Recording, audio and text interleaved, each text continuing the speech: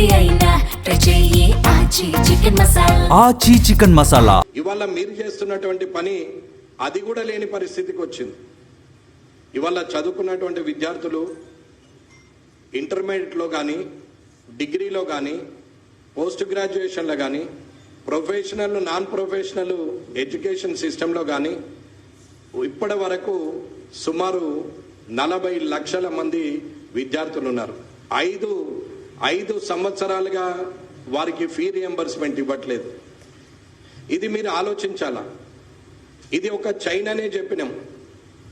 ఇవాళ పేద విద్యార్థులు చదువుకుంటే ఇది సమాజానికి పెట్టుబడి, రాష్ట్రానికి పెట్టుబడి, ఈ దేశానికి పెట్టుబడిగానే భావించాలి తప్ప ఇదొక స్కీమ్గా వారికి ఏదో దానం చేస్తున్నట్టో లేకుంటే వారికి ఫ్రీబీస్ కింద ఉచిత సంక్షేమ పథకాల కింద ఒకసారి ఇచ్చి వదిలినటువంటి పరిస్థితి కాదు.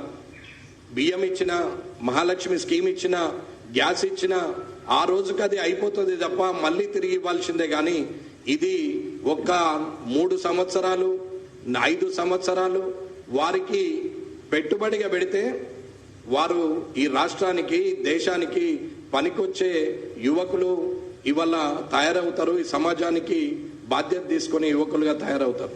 ఇది ముఖ్యమంత్రి గారు గమనించాల. ఇవాళకి ఒక రకంగా చెప్తే ఈ తెలంగాణలో ఒకప్పుడు ఉన్నటువంటి ఇంటర్మీడియట్ కాలేజెస్ కానీ ఒకప్పుడు ఉన్నటువంటి డిగ్రీ కాలేజీలు కానీ ఇవాళ సగానికి సగం మూతబడిపోయింది. ఇది నిజం. కావాలంటే మీరు యూనివర్సిటీ వారిగా గత 15 ఏళ్ల నుంచి ఇప్పటి వరకు యూనివర్సిటీలలో ఫీ రియంబర్స్మెంట్ ఆగిన ఈ 5 సంవత్సరాల్లో ఎన్ని కాలేజీలు మూతబడినాయి అనేది మీరు ఒక్కసారి తెలుసుకోవాలా.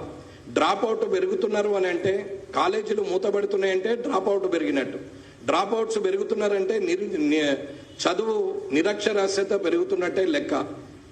ఇవాళ డ్రాప్ అవుట్ ఉన్నటువంటి విద్యార్థులు వారందరూ కూడా ఏం పని చేసుకోవాలి అనే పరిస్థితికి వచ్చింది. గ్రామాల్లో ఉండడం, వైన్ షాపుల ఆదాయంతో రాష్ట్రాన్ని నడపడం, ఆ వైన్ షాపుల దగ్గర పోయి వీళ్ళు చదువుకోవడము ఆపేసి అక్కడ తిరగడం జరుగుతున్నది. కొందరు ఫీ రియంబర్స్మెంట్ విషయంలో చదువుకున్నటువంటి వారు డిగ్రీ కంప్లీట్ చేసిన, పోస్ట్ గ్రాడ్యుయేషన్ కంప్లీట్ చేసిన, ప్రొఫెషనల్ అంటే ఇంజనీరింగ్ కానీ మెడికల్ కానీ అవిటైనా ఎంబీఏ బీబీఏ అవన్నీ కూడా ప్రొఫెషనల్ వస్తాయి. నాన్ ప్రొఫెషనల్ అంటే ఎంఏ ఎంకామ్ ఎంఎస్సి ఇవన్నీ కూడా నాన్ ప్రొఫెషనల్ వస్తాయి.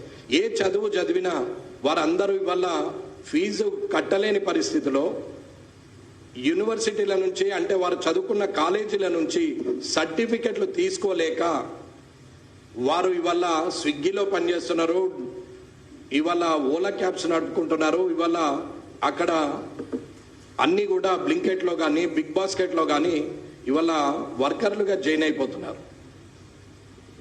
అదే సర్టిఫికెట్ ఆ విద్యార్థి చేతికి వస్తే, ఆ విద్యార్థి ఉన్నత చదువులకు వెళ్తే, ఆ విద్యార్థికి ఉద్యోగం వస్తే ఈ సమాజంలో బాధ్యత ఉంటుంది, సమాజం పట్ల వారికి అవగాహన ఉంటుంది. ఇది రాష్ట్ర పెట్టుబడిగా భావించాల్సినటువంటి ముఖ్యమంత్రి గారు మీరు ఎందుకు దీన్ని నిర్లక్ష్యం చేస్తున్నారో అర్థమైతలేదు.